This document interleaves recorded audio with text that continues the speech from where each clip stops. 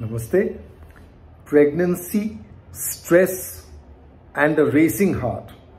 A few days ago, I got a call from this wellness center asking if I could help a woman in her third trimester of pregnancy.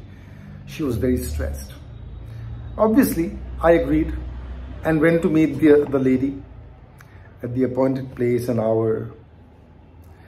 With breathwork, primarily belly breathing, some general counseling on the role of the mind and emotions, and how one could fall into a vicious cycle of worrying thoughts leading to emotions, which would again lead to thoughts, and so on.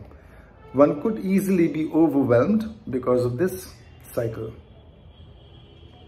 While belly breathing, as she began to feel more relaxed, I showed her how she could get control over her thoughts, emotions, and physical conditions. Basically, what you need to do, or what one needs to do, is watch the breath and understand that these emotions or these thoughts are flowing through one. As you begin to focus more and more on the breath, the mind and the emotions tend to settle down. Her heart rate used to rise to 140, which is also called a racing heart. Naturally, all this stress and worry affects both mother and the fetus adversely. She was worried that her baby, or how her baby would be raised and so on. That's natural, because most mothers-to-be would be concerned about how they would bring up the child and so on and so forth. The young mother-to-be that I met was lucky that she was well-to-do and she had a fairly supportive and well-heeled family. Yet she worried over her future child. Well, that's motherhood, I guess. With belly breathing, counseling, and chanting, she felt much better. What was intended to be a 30-minute session actually went on all the way to over 90 minutes.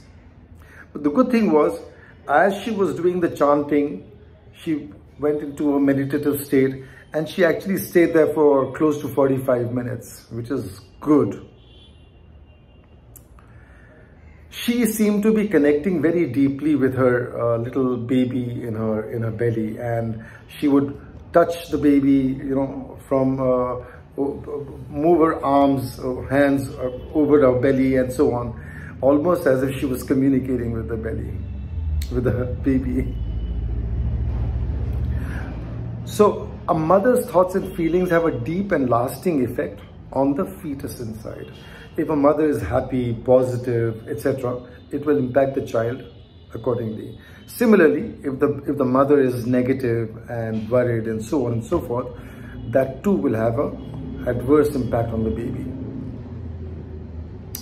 Seeing that she was very relaxed and deeply meditative, I quietly stepped out of the room. She emerged later with a relaxed smile on her face, looking calm and radiant. I hope she will continue in that relaxed frame much longer, and that she uses the insights of the session to help her stay calm, happy, positive, and so on. She needs to trust the universe. She has it all, and she has a supportive family and so on. So she needs to trust the universe a little more, or anybody in her position needs to trust the universe a little more, which is what helps us, do whatever we do in life.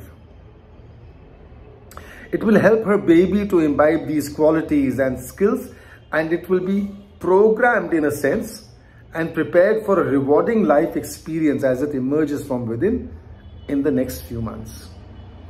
Being at ease is very important for both mother and child.